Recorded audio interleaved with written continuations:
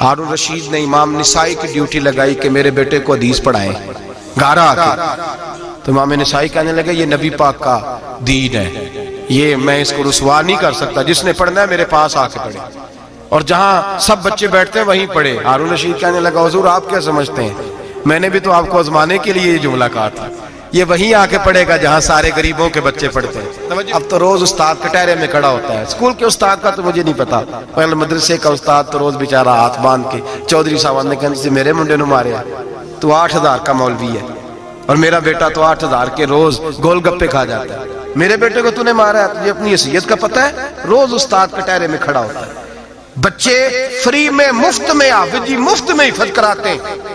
خدا جانے محترم کتنی مشکل سے ادارہ چلاتا ہے, اور بچے کے ماں باپ آ کہتے ہیں بلاؤ مولوی صاحب کو, اس کی طاقت کیسے ہوئی میرے بچے کو مارا ہے. وہ مولوی وہ جو کل دانے لینے آیا تھا وہ آج میرے بچے کو مارے گا. یہ رویہ ہے ہمارا. ہارون رشید بادشاہ نے اپنے بیٹے کو امام نسائی کے پاس پڑھنے بٹھایا. ایک دن حضرت کہاں لوگ کہتے بس بس بیٹا ٹھیک ہے سیدھا سیدھا تو دین سیکھ کے آیا, ایسے کسی درویش کا مرید ہونا اور کسی عالم کی نوکری کرنا, اب تو بالکل ٹھیک ہے, پیر اساں بھی رکھے نے, یہ کیا تیرا طریقہ ہے, تو پیچھے لگ گیا, یہ کس طرح کا تیرا رویہ ہے. ہارون رشید بادشاہ, ہارون رشید وقت کا مطلق العنان بادشاہ, امام نسائی ان کے بیٹے کے استاد ہیں. امام نسائی رحمت اللہ علیہ کے پاس بیٹا پڑھتا ہے. ہارون رشید گزر رہا تھا تو بیٹا وضو کرا رہا ہے, شہزادہ وضو کرا رہا ہے استاد جی کو, اور پیر دھلا رہا ہے. ہارون رشید گھوڑے سے گزرا تو اس نے دیکھا خانقاہ کے باہر مدرسے کے باہر استاد جی وضو کر رہے ہیں اور بیٹا وضو کرا رہا ہے. سراہی پکڑی ہے, لوٹا پکڑا ہے, استاد جی پیر دھو رہے ہیں. ہارون رشید غصے سے اترا, ساتھ بہت سارے سپاہی تھے, انہوں نے کہا کہ یہ مولوی کو مارے گا, مولوی کو مارے گا کہ تو کس طرح میرے بیٹے سے یہ کام کاج کرا رہا ہے. کہتے نیچے اترے اور ہارون رشید نے جا کے نا زور سے ایک تھپڑ اپنے بیٹے کے چہرے پہ مارا. بیٹا کہنے لگا ابا جی میری غلطی کیا ہے؟ فرمانے لگے تجھے پتہ ہی نہیں تو کس شخص کے پاس پڑھتا ہے, تو پانی ڈال رہا ہے, تیرے استاد کو اپنے ہاتھوں سے اپنے پیر دھونے پڑ رہے ہیں. بیوقوف, ایک ہاتھ سے پانی ڈال اور دوسرے ہاتھ سے استاد کے پیر دھو. تجھے پتہ ہی نہیں کہ یہ شخص جب نبی پاک کی حدیثیں بیان کرتا ہے تو کئیوں کو مصطفیٰ کا دیدار نصیب ہو جاتا ہے. یہ پتہ نہیں تو کس محدث کا شاگرد ہے, ایک ہاتھ سے پیر پہ پانی ڈال دوسرے ہاتھ سے دھو. اس لیے کہ بان علموں جو کرے فقیری وہ کافر مرے دیوانہ ہو. اگر تو نے دنیا میں کامیاب ہونا ہے تو اس سے فیض علم حاصل کر. بیٹے یاد رکھ, اگر تو اس کی بارگاہ میں حاضری دے گا تو تو آگے بڑھے گا. حضرت عمر بن عبدالعزیز کتنا بڑا شخص ہے, ثانی عمر کہا گیا, ثانی عمر کہا گیا. حضرت عمر بن عبدالعزیز رحمت اللہ علیہ حضرت صالح بن کسان ایک محدث تھے مدینے کے, ان کے شاگرد تھے. بچوں کو ہم آج جی کہاں بچے ادب کرتے ہیں ساتھ جا, کہاں ادب کرتے. ایک اسٹوڈنٹ مجھے کہنے لگا جی ہم ادب کرتے تھے جب تک استاد ٹیوشن نہیں لیتے تھے, اب استاد بھی تو ٹیوشن لے کے پڑھاتے ہیں. اور میں نے کہا خدا کے بندے کیا دے سکتا ہے تو استاد کو. حضرت علی فرماتے ہیں جس نے ایک لفظ پڑھایا مجھے گلی میں کھڑا کر کے بیچ بھی سکتا ہے. تو نے قیمت کیا ڈالی ہے, استاد کچھ بھی کر لے, استاد نے تو استاد ہی رہنا ہے نا میرے بھائی. لیکن وہ لب و لہجہ ہمارا موجود ہے. مجھے ایک دفعہ میرے کالج کے لوگوں نے بلایا, کہنے لگے آپ یہاں بھی پڑھے ہوئے ہیں اور مدارس میں بھی, تو ذرا فرق بیان کریں کالج کا اور مدرسے کا, کچھ بیان کریں. میرے ٹیچرز بھی تھے بہت سارے, تو میں نے کہا معذرت کے ساتھ یہاں تو بڑا مشکل ہو جائے گا بات کرنا, لیکن ایک جملہ میں نے مدرسے اور کالج میں ایک فرق محسوس کیا ہے.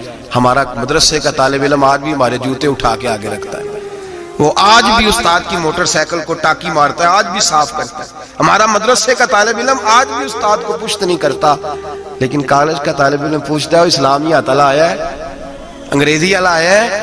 میں نے کہا اس کے تو لب و لہجے میں ادب نہیں ہے. اس لیے میں نے دونوں جگہ وقت گزارا تو میں سمجھا ہوں بڑے حالات خراب ہیں مدرسوں میں بھی. اب وہ کیفیت نہیں رہی جو بزرگوں کی تھی, لیکن پھر بھی اگر ادب ہے تو مدارس میں ابھی بھی ہے, ابھی بھی خانقاہوں میں ادب ہے, یہاں ابھی بھی خیر کی توقع موجود. وہاں سے تو رخصت ہو گیا, وہاں تو معاملہ اور طرح کا ہو گیا الا ماشاءاللہ. حضرت عمر بن عبدالعزیز جناب صالح بن کیسان کے پاس پڑھتے تھے, اسٹوڈنٹ تھے, اور پھر بعد میں آپ ان کے مرید بھی ہوئے, باقاعدہ درس لیتے تھے طریقت کا. حضرت جناب صالح بن کیسان کے پاس تعلیم تھی. ان کے والد جناب عبدالعزیز اس وقت مصر میں بہت بڑے تاجر تھے, جناب عمر بن عبدالعزیز کے والد. تو ان کے پاس چھوڑ گئے, کہا میرے بیٹے کی صرف ان کو دین نہ پڑھانا, اس کی روحانی تربیت بھی کرنا. ایک دن استاد جی نے عصر کی نماز کا سلام پھیرا تو حضرت عمر بن عبدالعزیز کھڑے ہو گئے, ایک رکعت ان کی رہتی تھی پیچھے. تو آپ نے نماز کے بعد بلایا اور بڑے میٹھے لب و لہجے میں کہا عمر کیا بات ہے تیری ایک رکعت رہ گئی؟ تو کہنے لگے استاد جی میں کنگھی کر رہا تھا، شیشے کے آگے کھڑا تھا، تو آئینہ دیکھتے دیکھتے بال سوارتے سوارتے مجھے پتہ ہی نہیں چلا، جب آیا ہوں تو لیٹ ہو گیا۔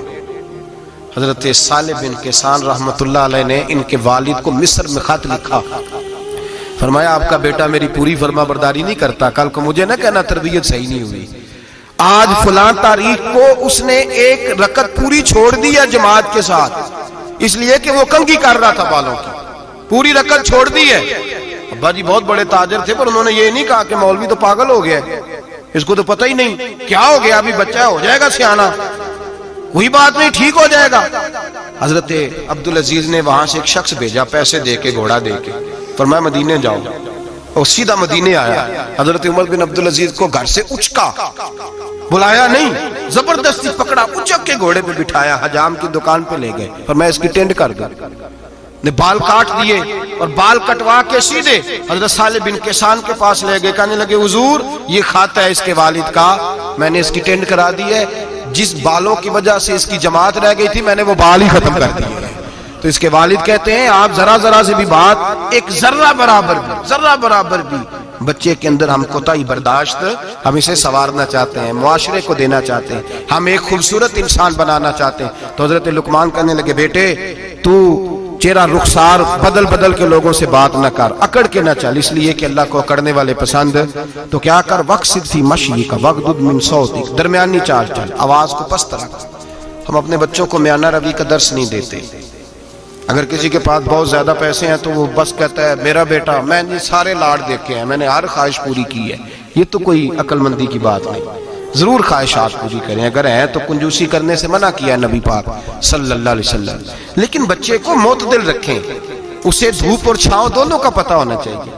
اگر زمانے میں کبھی کڑی دھوپ آ جائے تو اسے اندازہ ہو کہ میں نے یہاں کیسے کھڑے ہونا ہے، اس کو درمیانہ اور میانہ روی کا اسے درس دیں، اسے پتہ ہو، وہ نرم دل بھی ہو اور برائی کے مقابلے میں ڈٹ جانے کی طاقت بھی رکھتا ہو۔ بچے کو درمیانہ رستہ، میرے نبی کریم علیہ السلام نے فرمایا ما عالم نقتصد، جو درمیانی چال چلتا ہے وہ کبھی تنگ نہیں ہوتا، اور خیر الامور اوسطھا، سب سے بہترین رستہ وہ ہے جو درمیانہ ہوتا ہے، اس میں افراط و تفریط نہیں ہوتی۔ بچوں کو درمیانہ پن سکھائیں، ان کو ان کے لب و لہجے کے اندر ایسا مزاج پیدا کریں کہ جس کے اندر وہ اپنی دنیا کے اندر بڑے سنور کر، بڑے نکھر کر وہ ترازو لے کے نکلیں تو وہ پورے عدل کے ساتھ اپنی زندگی گزاریں۔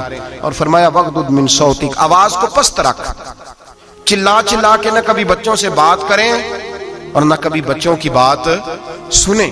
بچوں کے لب و لہجے میں ٹھہراؤ ہونا چاہیے، ان کی آواز کا بھی ادب ہے، ان کی آواز، ان کو بولنے کا بھی ڈھب سکھائیں، ان کو بتلائیں کہ تم نے گفتگو کیسے کرنی ہے۔ اس لیے ارشاد فرمایا ان انکر الاصوات لصوت الحمیر، بے شک سب سے بری آواز گدھے کی آواز ہے۔ اللہ سمجھنے کی توفیق عطا فرمائے۔ آخر دعوانا